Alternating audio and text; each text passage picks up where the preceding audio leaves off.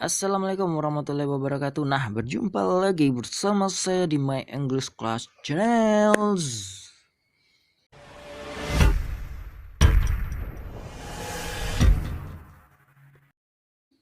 Oke teman-teman semua, gimana kabarnya hari ini? Mudah-mudahan sehat selalu dan selalu diberikan kemudahan dalam rezekinya. Amin ya robbal alamin.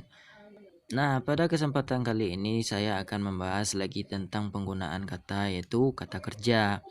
Nah, di sini saya akan membaginya menjadi dua macam. Yang pertama ada yang disebut dengan regular verb dan irregular verb.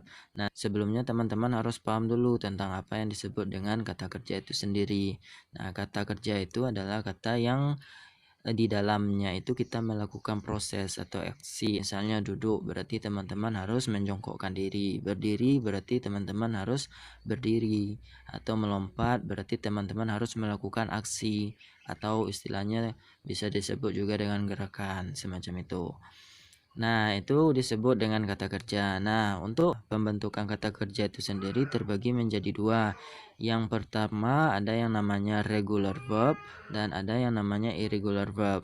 Nah, sebenarnya kalau untuk pola pembentukan verb bentuk pertamanya itu sama saja semuanya, itu istilahnya kata-kata yang harus kita hafalkan di luar kepala.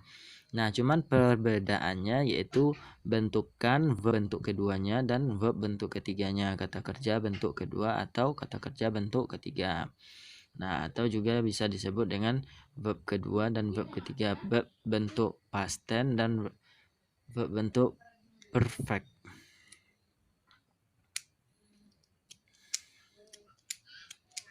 Nah, kalau untuk penggunaan yang verb pertama itu bisa juga disebut dengan pola presentnya, seperti itu ya teman-teman. Nah, karena ada dua bentuk atau macam-macam dari kata kerja ini, yuk kita pelajari satu-satu. Yang pertama ada yang namanya regular verb. Regular verb itu adalah perubahan dari bentuk kata kerja yang pertama, kedua, dan ketiga itu cuma ditambahkan dengan ed aja di belakangnya. Contohnya seperti accept. Nah, ini adalah bentukan dari kata kerja yang bentuk pertama. Accept ini artinya menerima. Nah, untuk perubahan yang keduanya menjadi accepted. Nah, kalau untuk bentuk yang ketiganya juga berubah menjadi accepted. Nah, jadi sampai di sini kan paham teman-teman. Nah, coba saja teman-teman perhatikan ada contoh berikut. Ini ada penambahan ed, ini ed, ini ed, ini ed. Ini juga ed, ed, ed, ed, ed sampai di bawahnya dan seterusnya. Untuk pola bentukan verb kedua dan verb ketiga cuman ditambahkan dengan akhiran ed aja. Paham? Nah, sampai di sini. Nah, y ini diganti menjadi i, jadi tambah juga ed. Nah, paham kan teman-teman semua? Sampai di sini itu adalah pembentukan regular verb atau kata kerja yang beraturan. Jadi saking beraturan dia cuma menambahnya ini. Ini gampang kita untuk menghafalnya. Jadi tidak sulit teman-teman untuk menghafalnya.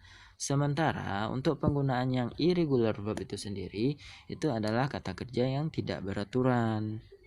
Kata kerja yang tidak beraturan di sini dalam artian perubahan dari verb bentuk pertama, verb bentuk kedua, dan verb bentuk ketiga itu bisa saja berbeda-beda atau sama. Jadi tidak ada kepastian di sana. Contohnya saja teman-teman bisa melihat di bagian verb bentuk pertamanya yang ada di sini. Yang ada di sini.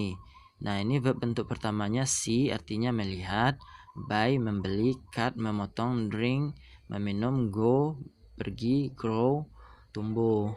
Nah, di sini teman-teman bisa lihat perubahannya ke dalam bentuk kata kerja bentuk kedua atau bentuk past tense dan bentuk perfectnya di sini. Nah, si ini berubah menjadi saw. Kalau untuk bentuk past tense-nya, untuk masa lampaunya, nah berubah menjadi saw. Jadi si ini artinya melihat, ini juga melihat. Cuma perubahan bentuknya dari verb bentuk pertama, verb kedua, dan verb ketiga ini jauh-jauh. Seperti see, saw, seen. Nah, paham kan teman-teman semua? Nah, untuk yang keduanya seperti buy. Yang bentuk verb keduanya bought. Buy, bought, dan bentuk ketiganya juga bought juga. Jadi buy, bought, bought. Nah, saya juga pernah menemukan seorang siswa yang pusing dia melihat kalimat yang menggunakan kalimat verb bentuk kedua dan verb bentuk ketiga ini. Sebab apa? Karena dia tidak pernah melihat bahasa atau kata-kata seperti ini sebelumnya. Padahal, nah ini contoh simpelnya saja nih. Saya pernah ketemu sama siswa saya nih ya, yang gone ini sama when ini dia tidak tahu artinya apa. When itu artinya apa, padahal kalau untuk go sendiri dia udah hafal banget, udah tahu. Jadi kesulitannya di sana. Jadi irregular verb ini harus dihafal. Bagi teman-teman yang ingin mempelajari bahasa itu, knowledge is memorized. Jadi ilmu itu bisa jadi berupa hafalan. Nah, jika teman-teman sudah menghafal, lalu teman-teman cobakan dan praktekkan di dalam sebuah kalimat. Nah, bisa juga teman praktekkan di dalam speakingnya nanti. Nah, jadi di sana kalau untuk see, melihat, buy, membeli, cut, berubah menjadi cut. Dia tetap nih. Nah, ini contohnya yang irregular, yang cut, memotong. Perubahan bentuk keduanya tetap cut, perubahan bentuk ketiganya juga tetap cut. Nah, kalau drink, drank. Nah, ini juga berubah. Nah, untuk penggunaan yang drink, minum dalam bentuk past tense dan minum dalam bentuk perfect. Nah, contohnya lagi yang go ini pergi, went bentuk keduanya, dan gone bentuk ketiganya. Grow ini bentuk pertamanya, bentuk verb keduanya, kata kerja bentuk keduanya atau past tense-nya grew, dan bentuk perfectnya jadi grown. Jadi grow, grew, grown. Nah, ini bring, broke, fall, fell, fallen, keep, kept. Nah, fall ini artinya jatuh, bring ini artinya membawa, keep ini menjaga, keep, kept. Nah, bentuk keduanya beda-beda kan teman-teman, jadi nggak ada yang sama, nggak ada penambahan kata-kata tertentu di belakang dari bentuk kedua dan bentuk ketiganya. Jadi inilah yang disebut dengan irregular verb. Berbeda antara verb bentuk pertama, verb bentuk kedua, dan verb bentuk ketiga. Nah, kalau yang seperti ini lebih gampang. Nah, jika kita sudah bisa menghafal verb bentuk pertamanya, maka untuk bentukan kedua dan ketiganya kita sudah lebih mudah.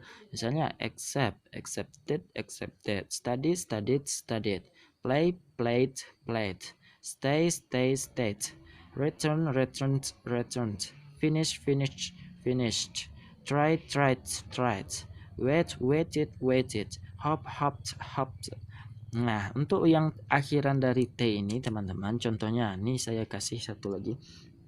Nah, untuk akhiran yang T ini, ED-nya itu lebih dibaca, misalnya accepted. Nah, dibaca T-nya itu di belakang. Sama seperti akhiran D juga seperti itu, studied. Atau intended. Nah, contohnya intended. Kayak nih, intend. Jadi intended.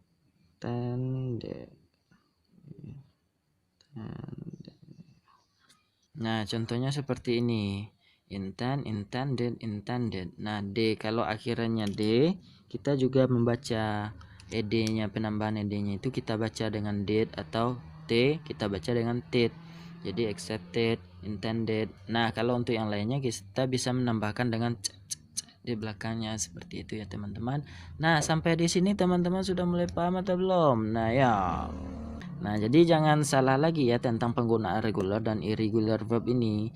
Nah, regular verb ini adalah kata kerja yang beraturan, sementara yang irregular verb ini adalah kata kerja yang tidak beraturan. Nah, pahami ya teman-teman. Nanti kalau misalnya teman-teman membuat kalimat dari suatu tenses atau beberapa tenses, teman-teman bisa menggunakan kata-kata atau patokan seperti kata-kata berikut. Nah, ini jenis kata kerjanya kata regular atau kata irregular. Nah, teman-teman bisa mengerti di sana.